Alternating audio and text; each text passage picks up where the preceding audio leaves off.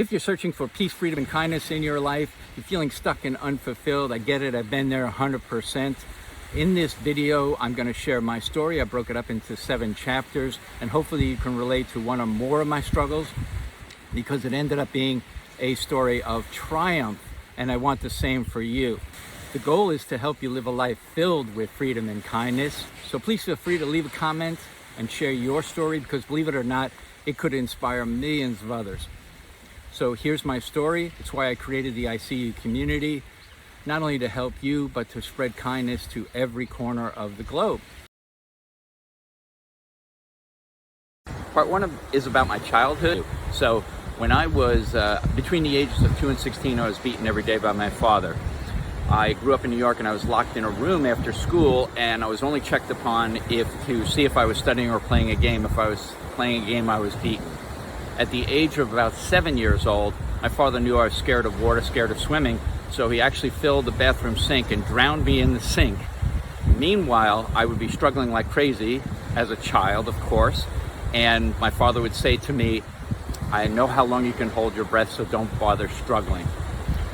So this continued until I was about 16, 17 years old, and I went away to college in Arizona, and that leads to part 2 of my story of my teenage years and my 20s.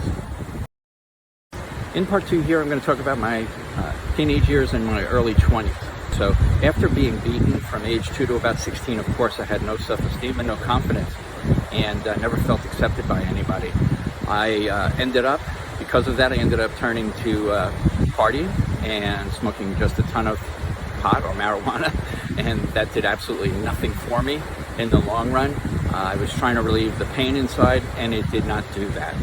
This led to me failing out of the University of Arizona, or college, and that led me to enter the working world, which I'll talk about in part 3. In part 3 here, I'm going to talk about my entering the working world. So because I was beaten from 2 to 16 and had absolutely no self-confidence, believe it or not, I took jobs for parental approval from the person that was still telling me I was worthless. So I ended up working at the post office and at Walgreens as an assistant manager, hated every job. So at one point, I just decided to do something about all of this, and I read every book on the planet about self-confidence and self-improvement. I also read the Bible from front to back, which this all led to me learning to sell and to start to take back control of my life. And that I'll get into in part 4. In part 4 here, I'm going to talk to you about my learning to sell and starting to take back control of my life. So when I first started to learn to sell, I was so super shy, I couldn't even pick up the phone and get rejected. But somehow, through grit and grind, I plowed through all of that. But I felt I was still lacking confidence. I felt like that my colleagues, my bosses, so on and so forth, were still looking down on me and taking advantage of me. So despite all of that, I went ahead and sold $100 million worth of real estate, and I had chased the American dream literally and succeeded at it. But unfortunately, there was no happiness or passion in it for me. And so that leads to part 5, where a business associate and friend took me to visit Thailand, and this had changed my entire life. In part 5 here, I'm going to talk about my friend and business associate taking me to Thailand and how this completely changed my life forever. When I first landed in Thailand, I fell in love right away with the kindness culture and the kind people.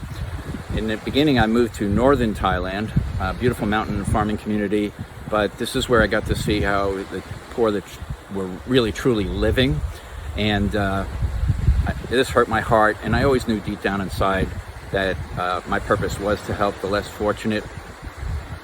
It is not, I also realized it's not about giving them money. It's about changing our culture, about bringing awareness to the poor and how they live, and to change our global culture to one of more kindness and compassion. And this led to me living in Thailand for the next 11 years, which I'll go into in part 6. In part 6 here, I'm going to talk to you about my living in Thailand for the past 11 years. I'm lucky enough to live off a private beach, as you can see right behind me. And believe it or not, my condo is only $300 a month. But the most amazing thing about living in Thailand is the super kind culture. The people are super kind. Let me tell you something amazing. I have lived here for 11 years and never had a Thai person walk up to me and tell me what to do. That I consider unbelievable, true freedom and super kindness. This has allowed me to now start pursuing my passion, which is to help the unfortunate, the hungry, the homeless, and the poor.